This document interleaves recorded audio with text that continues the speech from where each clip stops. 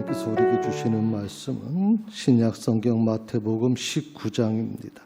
19장 16절부터 22절까지 말씀입니다.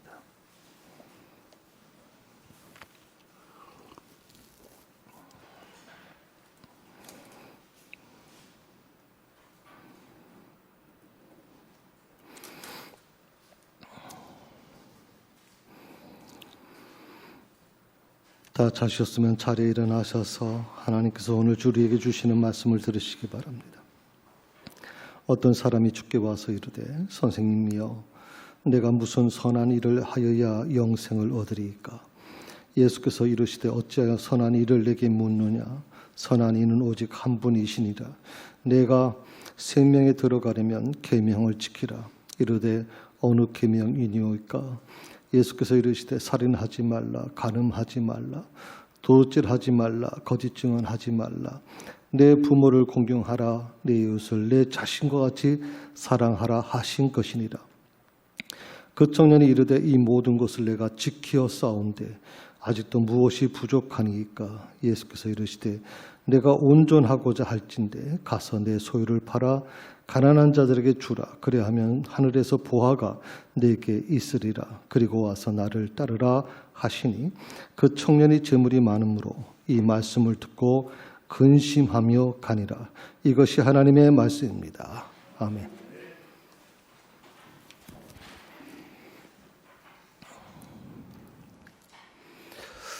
사람마다 살아가는 방식이 있습니다. 조금씩도 다르겠죠. 오늘 사도 바울은 그 삶의 방식에 대한 부분을 갈라디아서 5장 8절에서 이렇게 정의하고 있습니다. 같이 한번 읽어볼까요? 예. 자기 육체를 위하여 심는 자는 육체로부터 썩어진 것을 거두고 성령을 위하여 심는 자는 성령으로부터 영생을 거두리라. 아멘. 두 가지가 있는 겁니다. 썩어지는 삶이 있고 영생을 거두는 삶이 있다는 것이죠. 여러분들은 어떤 쪽에 속해 있습니까? 썩어지는 삶을 살고자 하십니까? 아니면 영생을 얻는 삶을 살고자 하십니까? 중요한 것은 뭐냐면 이 썩어진 것을 거둔다라고 할 때 이 썩어진 것을 거두는 삶의 모습은 육체를 위해 심는다 이렇게 얘기했어요. 이 두 가지 모두가 다 무엇을 심느냐가 중요한 것인데 육체를 심느냐 아니면 성령을 위하여 심느냐에 따라서 완전히 인생이 달라진다는 거죠. 삶이 달라진다는 겁니다.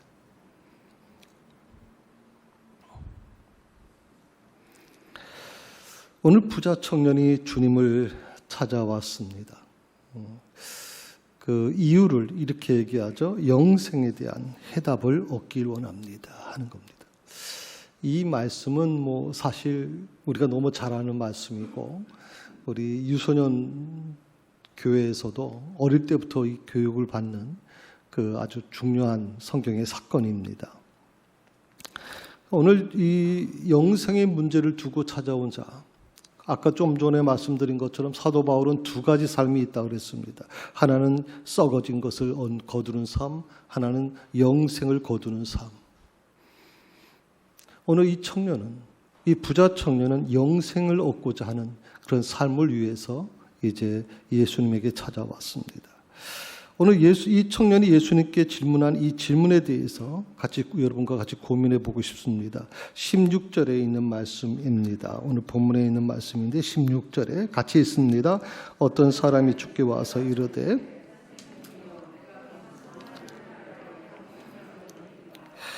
오늘 여기서 그냥 중요한 그 문제를 발견하게 되죠. 이 청년의 질문 속에서 두 가지 중요한 문제를 우리가 발견하게 됩니다. 첫째가 뭐냐면 내가라고 하는 겁니다. 내가 무슨 선한 일을 하여야 해서 내가라고 하는 것이 계속 강조되고 있습니다. 그리고 두 번째가 뭐냐면 선한 일이라고 하는 것입니다. 오늘 저는 이 두 가지 단어를 가지고 여러분과 같이 이 문제를 풀어보려고 하는 겁니다. 이 내가라는 말에서 우리가 알 수 있는 것처럼 이 청년이 갖고 있던 생각이 뭡니까? 구원의 열쇠가, 구원을 이루는 것은 하나님이 아닌 자신에게 있다고 믿고 있는 겁니다. 내가 뭘 해야만 영생을 얻는 것이라고 생각하는 겁니다. 내가 뭔가 스스로 생각하기를 내가 뭔가 부족한 것 같아. 부족한 것을 예를 들어서 2%가 부족하다면 2%를 채우면 이제 영생을 얻는데 문제가 없을 것 같아 라고 생각을 하는 겁니다. 과연 내가가 문제를 해결할 수 있는 것인가 하는 겁니다.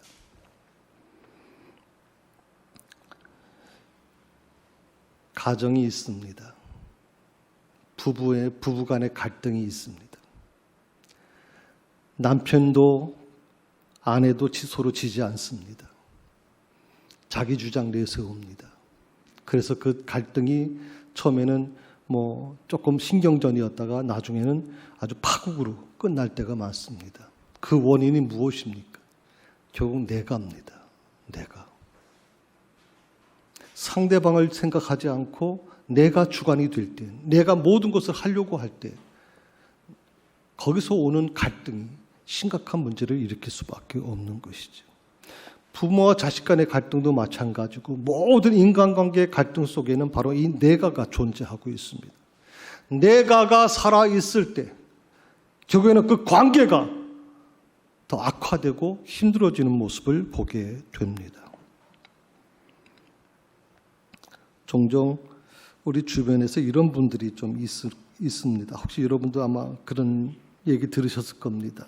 예수 믿고 구원받으세요 라고 이제 전도를 하면 보통 이런 말을 합니다. 죽기 전에 믿을 겁니다. 죽기 전에 믿을 겁니다. 죽기 전에 믿으면 됩니다. 보통 많은 사람들이 신앙 갖고 있지 않은 사람들이 이런 보통 말을 합니다. 죽기 전에 믿으면 된다. 이 말 속에 가장 중요한 게 뭡니까? 숨어 있는 게 무엇입니까? 결국에는 모든 것의 주체가 누굽니까? 나입니다. 내 선택에 따라서, 내 의지에 따라서 얼마든지 나는 믿을 수 있다고 생각하는 겁니다. 죽음이라는 것이 내 의지로 되는 게 아닌데도 불구하고 사람들은 그렇게 생각하는 겁니다. 죽기 전에 믿으면 돼. 젊었을 때는 하고 싶은 거 다 할 수 있고 나이 들어서 죽기 전에 믿으면 되지 천만의 말이에요. 아주 어리석은 생각이죠. 구원의 열쇠는 누구에게 있습니까? 하나님께 있는 겁니다. 구원의 열쇠는 나에게 있는 게 아닙니다. 구원의 열쇠는 사람에게 있는 게 아닙니다. 하나님께 있는 겁니다. 사람은 아무것도 할 수 없습니다. 그래서 신앙생활에서 가장 위험한 말이 뭐냐면 내가가 되는 겁니다.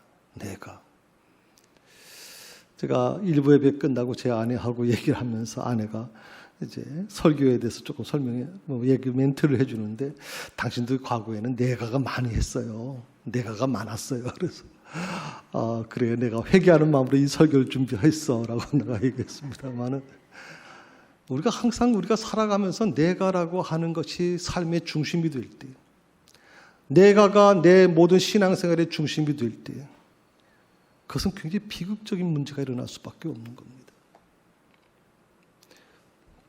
하나님과의 관계에서도 갈등이 일어날 수밖에 없어요. 내가가 주적이 되면.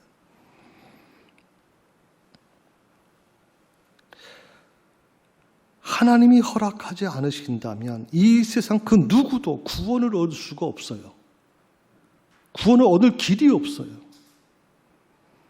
그래서 오늘 이 내가라고 하는 말을 우리가 좀 심각하게 생각해 볼 필요가 있어요. 두 번째로 이 청년의 물음 속에 두 가지 문제가 있다고 했었는데 두 번째 문제가 뭐냐면 바로 이 선한 일이라고 하는 것이에요. 선한 일. 내가 무슨 선한 일을 하여야 영생을 얻겠습니까? 선한 일.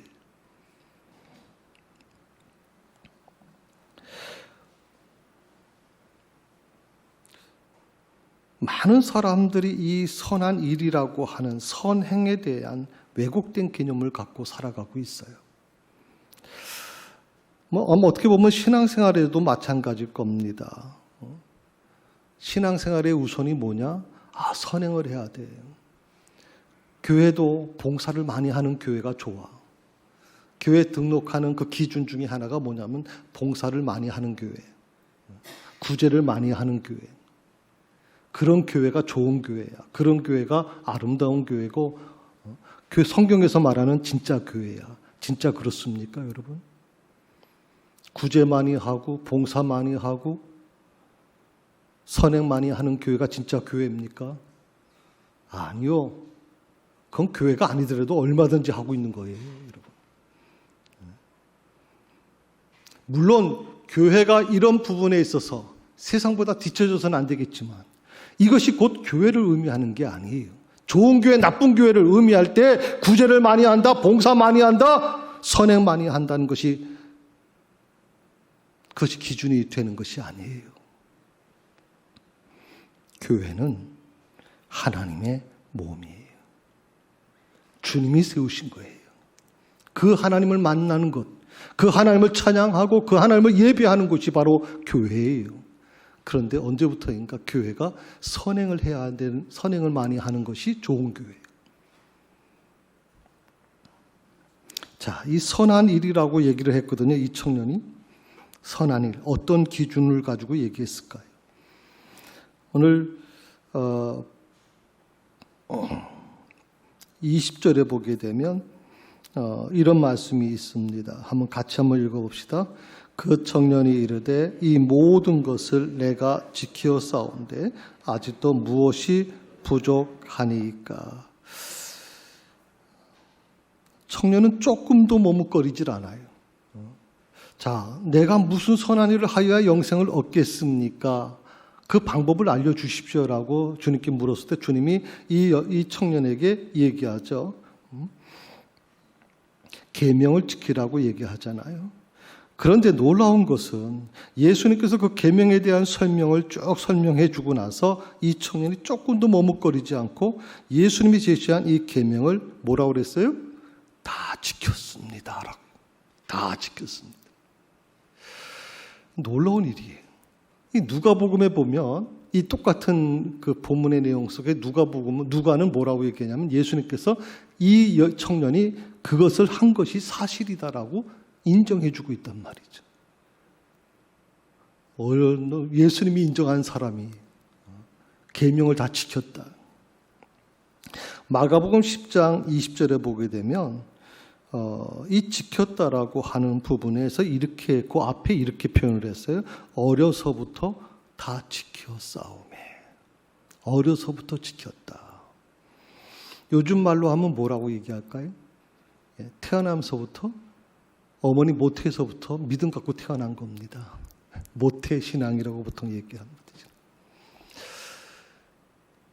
이 모태 신앙, 저도 모태 신앙입니다만은 모태 신앙자들이 가장 힘들어하는 게 뭐냐면 이게 청소년 과정을 겪다 보니까 힘들어집니다. 중간에 예수 믿는 사람들은, 믿었던 사람들은 젊은 시절에 자기가 하고 싶은 거 다 할 수 있었죠. 그런데 모태 신앙자들은 통제를 받습니다. 이런 거 하면 안 돼. 이렇게 살면 안 돼. 이런 거 해야 돼. 교회 가고 싶지 않아요. 아침에 너무 피곤해서 교회를 못 가겠어요. 그래도 불구하고 부모는 아주 억지로 깨워요. 예배에 꼭 참석해야 된다.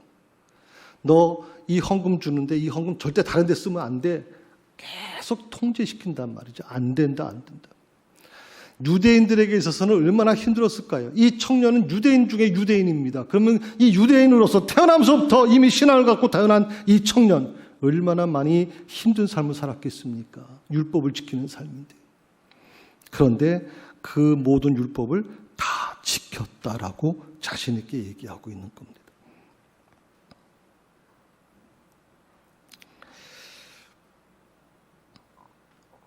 이 구원이라고 하는 이 부분, 아마 우리가 좀 이 부분을 좀 생각해 볼 필요가 있다고 생각을 하죠. 자, 율법의 근본 정신에 대해서 예수님께서 이 청년에게 묻지 않았다면 이 청년은 완벽한 사람입니다. 그런데 예수님께서 딱 한 가지 이 청년에게 부족한 부분을 얘기해 줍니다. 그게 뭐냐면 율법의 근본 정신을 생각하라는 겁니다. 특별히 이 청년에게 예수님께서 얘기해 주신 것이 뭐냐면 이제 십계명 아닙니까? 오늘 말씀하신 것처럼 살인하지 말라, 간음하지 말라, 도둑질하지 말라, 거짓 증언하지 말라, 내 부모를 공경하라, 내 이웃을 내 자신과 같이 사랑하라. 이거 십계명이란 말이죠. 이 십계명을 이 청년이 다 지켰다고 얘기하는데 예수님께서는 바로 마지막에 있는 부분, 내 이웃을 내 자신과 같이 사랑하라고 하신 이 말씀을 그에게 들이댑니다. 너 어떻게 살았냐 이 말이에요. 내 이웃을 내 몸처럼 내 자신과 같이 사랑했어. 너가 계명을 다 지켰다 그러는데 내 이웃을 내 자신처럼 사랑했느냐라고 묻고 있는 겁니다. 이 말 앞에서 지금 이 청년이 흔들리기 시작하는 겁니다. 그리고 내 이웃을 내 자신처럼 사랑하는 것에 대해서 예수님께서 놀라운 사실을 알려줍니다. 내 소유를 다 팔아라.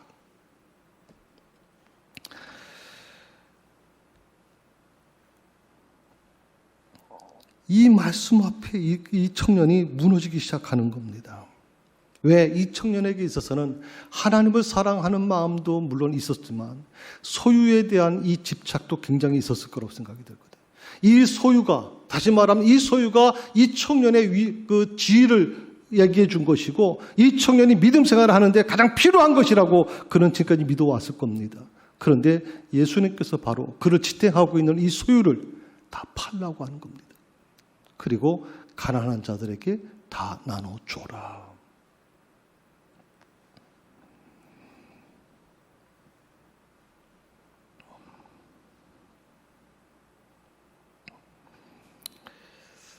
주님 말씀을 한마디로 요약하면 이런 거죠. 너 정말 열심히 살았어. 정말 계명 다 잘 지킨 거 내가 알아. 그런데 영생 꼭 얻고 싶은 거니? 너 지금의 모습만 가져도 사람들은 너에 대해서 굉장히 존경하고 굉장히 인정해 줄 거야. 그런데도 불구하고 영생을 꼭 얻고자 하는 거야? 그러면 물질 버려라. 소유 버려. 그거부터 시작해라 하는 겁니다.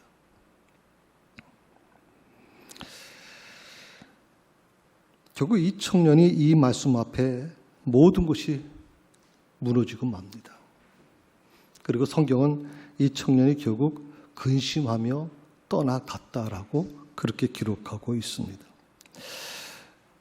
일부에서 아마 그런 얘기를 할 겁니다. 아, 자 봐라. 예수 믿으려면 청렴해야 돼. 예수 믿으려면 좀 가난해야 돼. 돈 부유한 사람들은 예수 믿기 힘들어. 이렇게 얘기하는 분들도 있을 겁니다. 뭐 중세교회, 초대교회나 중세교회에서 그런 경우도 있었습니다. 청빈한 것이 좋은 거라고 생각을 했거든요. 그런데 오늘 이 말씀을 여러분 오해하지 말아야 될 게 이 말씀은 가난해져야만 뭐 영생을 얻는다는 말이 아니에요. 그런 말씀을 좀 오해하지 않으셨으면 좋겠다 생각이 들고요. 주님 말씀의 핵심이 뭐냐? 한 가지입니다. 영생 얻고자 한다면 인생의 주인을 바꾸라 이 말이에요. 인생의 주인을 바꾸라. 자, 이 청년을 다시 한번 제가 언급합니다. 그동안 계명도 잘 지켰고 많은 사람들에게 칭찬도 들었고 예수님으로부터 이 청년은 대단한 믿음의 사람이다라고까지 인정받았습니다. 그런데 놀라운 것은 내 소유를 팔라고 하는 이 말 앞에서 그는 무너지고 말거든요. 결국 인생의 주인이 누구였냐 이 말이죠. 이 청년 안에 그의 삶을 지배하고 그의 인생을 책임져 주는 자가 누구였냐 이 말이죠. 겉으로는 하나님을 믿는다고 하면서도, 겉으로는 율법을 지킨다고 하면서도, 겉으로는 예배를 드린다고 하면서도 과연 그의 인생을 책임진 자가 누구였냐 이 말이죠. 오늘 주님은 바로 그것을 묻고 있는 겁니다. 너의 인생의, 너의 삶의 주인이 누구냐는 겁니다. 소유를 다 판다는 것은 이제 모든 것을 내려놓고 하나님만을 의지하겠다. 왜? 영생을 얻고자 왔다면 하나님만을 의지하겠다고 하는 것인데. 그런데 소유를 포기하지 못하지 않습니까? 저 사람은 믿음이 있는 것 같아. 저 사람은 정말 하나님 사랑하는 것 같아. 라고 하는 이 모든 평가의 기준이 어디에서 존재할까요?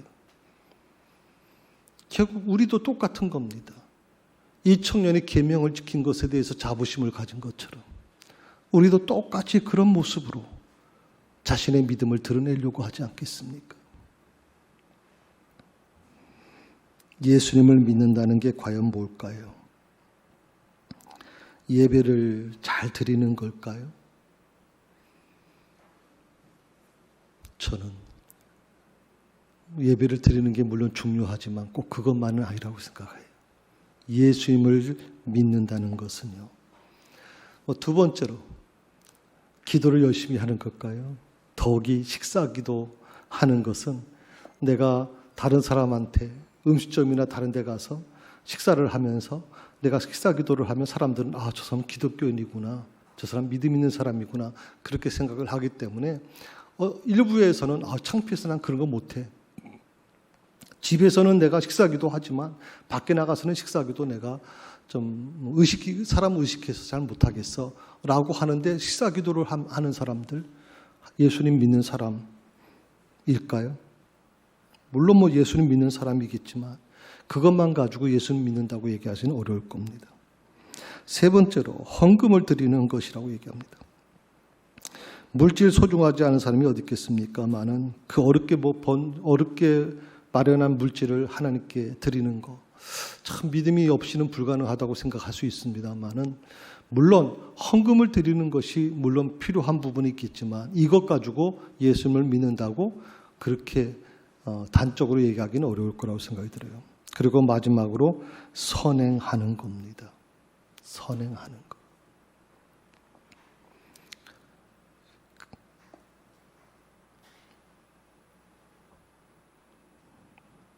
그런데 문제는 이 모든 것들이 전부라고 생각하면 착각이라는 겁니다. 이 부자 청년이요, 다 지켰다고 당당하게 예수님 앞에 얘기하고 조금도 머뭇거리지 않고 당당하게 예수님께 계명을 다 지켰다고 자신 있게 고백하는, 말하는 그 모습 속에서 오늘 저는 우리의 모습을 봅니다. 예수님, 저 예수님 예배 열심히 드렸어요. 예수님, 저 헌금 열심히 드렸어요. 저 열심히 기도했습니다. 저 열심히 선행했습니다. 그러니 예수님, 저 정말 예수님 잘 믿은 겁니다 라고 얘기할 수 있을까요? 과연 그렇게 할 수 있을까요? 과연 예수님께서 나에게 과연 뭐라고 말씀하실까요? 나에게. 예수님을 믿는다는 것은 예배를 열심히 드리는 것도, 식사기도를 하는 것도, 헌금을 드리는 것도, 선행을 하는 것도 아니에요. 예수를 진정으로 믿는다는 것은 두 가지로 얘기해요. 첫 번째는 내 인생의 주인이 예수님 것을 고백하는 거예요. 내 인생의 주인이 예수님이십니다. 이것이 바로 예수 믿는 거예요. 내 인생의 주인이 예수님인 것을 고백하지 않은 사람이 드리는 예배는 예배가 아닌 것이죠.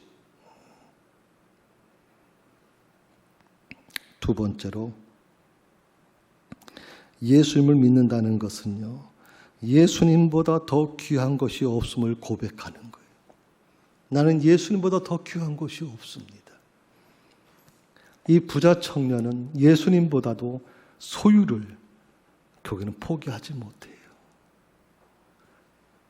예수님도 믿고 싶지만, 하나님도 믿고 싶지만 소유도 갖고 있어요. 근데 예수님께서 갑자기 소유를 포기하라고 하는 이 부분에 대해서 이 청년은 감당할 수가 없는 거예요. 주님 말씀합니다. 하나님과 물질을 겸하여 섬길 수 없다.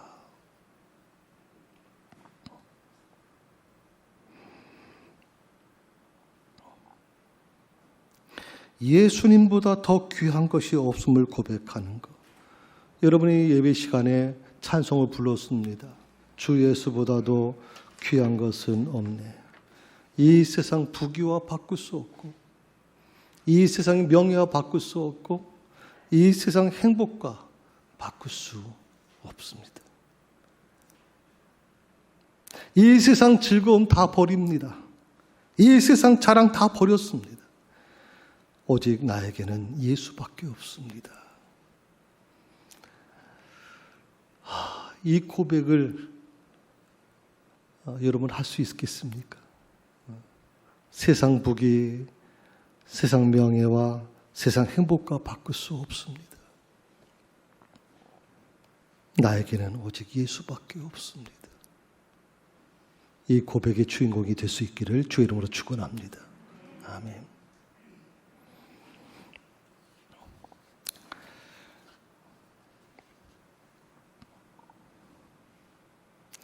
분명히 이 청년이 예수님을 찾아온 것은 고민을 해결받기 위해서였습니다. 그 고민은 뭐냐면 이제 영생의 문제입니다. 보통 사람들 같은 경우는 관심을 두지 않는데 이 청년은 특별히 영생의 문제에 관심을 두고 찾아왔습니다. 그런데 어떻게 됐나요? 결국 영생도 얻지 못하고 오히려 어떻게 해야 재물을 지킬 수 있을까? 그 또 다른 고민을 가지고 결국에는 돌아갈 수밖에 없었습니다. 요즘 우리가 가장 많이 듣는 말이 있습니다. 그게 뭐냐면 혹시 그런 말 들으셨습니까? 사람은 변하지 않아. 사람은 변하지 않아. 안 변한다는 겁니다. 쉽게 변하지 않는다는 거죠. 특히 인간관계 속에서 혹시라도 가까운 사람으로부터 상처를 받으신 분들 같은 경우에는 이 마음, 이 부분이 아마 중요하게 느껴질 겁니다. 사람은 절대 안 바뀐다. 기계가 스스로 못 고치는 것처럼 사람도 절대 스스로 못 바꾼다. 그렇게 단정 짓습니다. 그런데 저는 이렇게 말씀드리고 싶습니다. 바꿀 수 있는 게 있다. 변화되는 게 있다. 그게 뭐냐면 하나님을 만나게 되면 변화된다. 아멘. 하나님을 만나게 되면 변화될 수 있다. 어떤 사람도 하나님을 만나게 되면 달라진다 이 말이거든요. 그래서 여러분 아시는 것처럼 오래전 얘기잖아요. 여러 사람을 아주 처참하게 죽인 사람이 감옥에 들어왔어요. 사형 선고를 받고 들어왔어요. 너무 이 눈에 사기가 있어서 교도관조차 접근하기가 어렵다고 할 정도로 그 사람이 무서웠다 그렇게 얘기를 하거든요. 그러던 사람이 예수를 만나게 됐죠. 그리고 사형 집행하기 전까지 300명의 사람들을, 죄수들을 구원시켜냅니다. 그리고 자기 온몸의 장기를 다 다른 사람들을 위해서 기증하고, 그리고 마지막 이렇게 얘기를 하고 사형 집행을 당합니다. 내가 예수를 조금만 일찍 만났다면, 내가 조금 더 하나님을 일찍 만났다면, 믿었다면 나는 내 삶이 어떻게 달라졌을까? 그게 후회스럽습니다 하는 얘기란. 하나님 만나면 변화됩니다. 어떤 사람도 하나님 만나면 변화됩니다, 여러분. 저는 우리 모두가 하나님 만나심으로 새로운 삶을 살 수 있기를 바랍니다. 사람들 너무 평가, 그렇게 내 식대로 그런 식으로 그렇게 단정 짓지 마세요. 달라질 수 있어요. 저 사람도 하나님 만나면 달라질 수 있어요.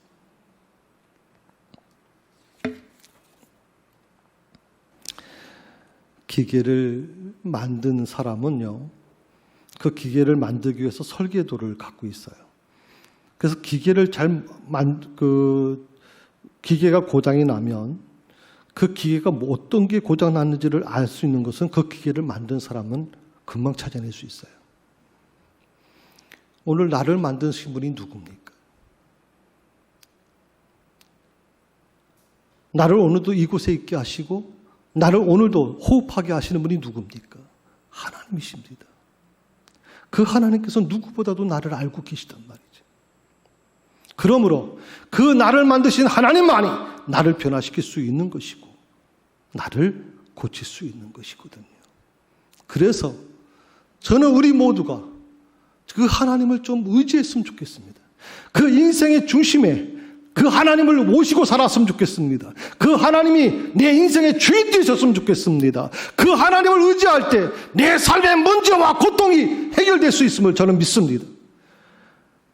통과한 문제를 자꾸만 되씹으려고 하지 마시고 그 문제를 주님께 맡기시는 게 그게 해결 방법이라고 생각을 해요.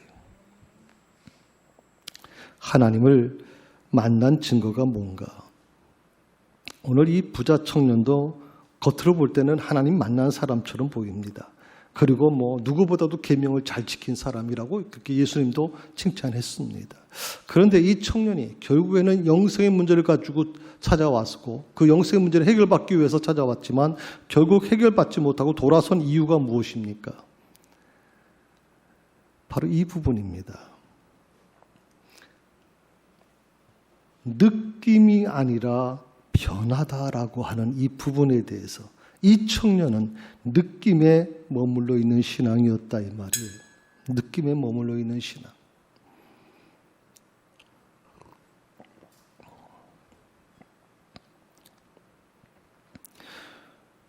많은 사람들이 이 청년, 부자 청년처럼 이 본문에 나오는 이 부자 청년처럼 결국에는 느낌에 머무는 신앙에 머물다 보니까 겉으로는 신앙이 있는 것처럼 보이거든. 겉으로는 예배를 드리는 것처럼 보여요. 그렇지만 가장 중심에 중요한 게 빠졌어요. 그게 변화가 빠졌다 이 말이에요. 변화가. 변화가 되지 않아도 예수 믿을 수 있구나. 변화가 되지 않아도 얼마든지 예배 드리고 변화가 되지 않아도 얼마든지 신앙생활 할 수 있구나.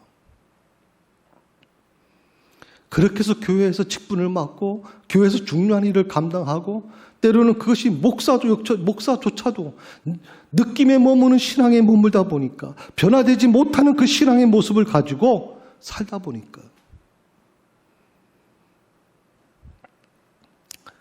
거기서 어떤 것도 해결되지 못하는 것이죠. 예수님은 느낌에 머물고 있는 이 부자 청년에게 변화될 것을 요구하시는 거예요. 변화될 것을. 너 영생을 얻고자 하니?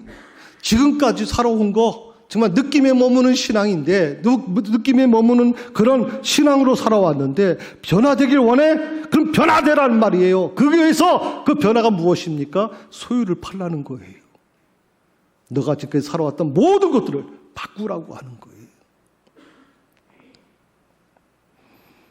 하나님을 믿는다고 하면서도 왜 변화가 되지 않을까요? 우리 신앙이 결국 느낌에 머물러 있기 때문에 그렇습니다. 하나님을 과거에는 참 열심히 믿은 것 같아요. 그런데 지금은 어떻습니까?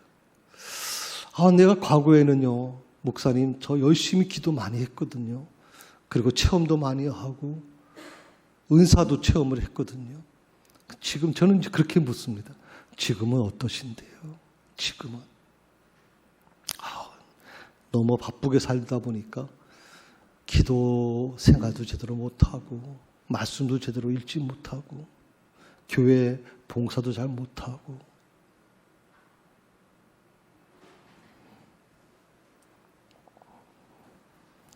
송곳이 있습니다. 제가 아직 가져오지 못했습니다만은 송곳을 이 땅 콘크리트가 되어 있는 곳에 세우려고 하면 세울 수 있을까요? 송곳 세울 수 있을까요, 여러분? 못 세웁니다. 송곳은 혼자 절대 설 수가 없어요. 누군가 잡아줘야만 송곳은 섭니다. 한순간만, 한동안만 잡아주면 될까요? 아니요. 끝까지 잡아주지 않으면 송곳은 설 수가 없어요. 송곳이 서 있다는 것은 누군가 그것을 잡아주고 있다는 뜻이거든요. 오늘 우리의 삶도 저는 마찬가지라고 생각해요. 하나님께서 나를 붙들고 계시지 않으나 나는 얼마든지 이 송곳처럼 넘어질 수밖에 없고 쓰러질 수밖에 없는 거예요. 그렇기 때문에 하나님을 절대적으로 붙잡으셔야 돼요, 여러분. 그 하나님의 손을 붙잡으셔야만 되는 거예요. 그 하나님의 손이 놓쳐지면 우리의 삶은 또다시 쓰러질 수밖에 없고 좌절할 수밖에 없는 거예요. 중요한 것은 하나님이 계셔야 될 자리에 누가 있느냐는 거예요. 하나님이 계셔야 될 자리에 내가 주인 노릇하고 있는 거 아닌가? 내가 왕 노릇하고 하나님이 계셔야 될 그 자리에 내가 지금 신 노릇하고 있는 것은 아닌가?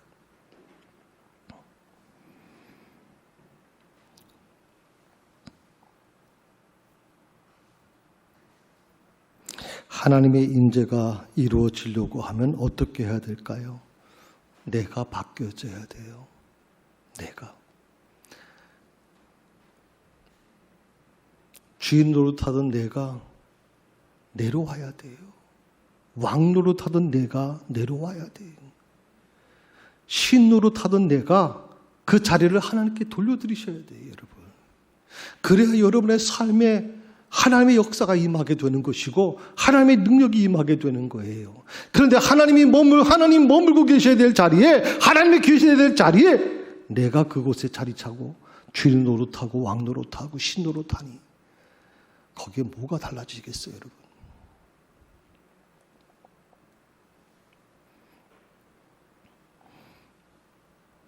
성도 여러분, 하나님을 대신할 수 있는 것은 전혀 없습니다. 오직 하나님만이 나의 창조주가 되셔야 됩니다. 아멘. 나의 구원자가 되셔야 되고 나의 선한 목자가 되셔야 됩니다. 나는 그 선한 목자 대신 주님의 음성을 듣고 가는 자가 되면 됩니다.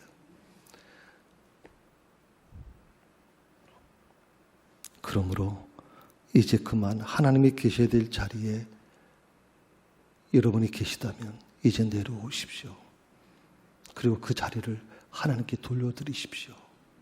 그것이 진정한 변화의 시작이 될 것입니다. 내 삶의 인생의 주인이 바뀌게 되면 저는 우리의 삶은 놀랍게 달라질 거라고 믿습니다.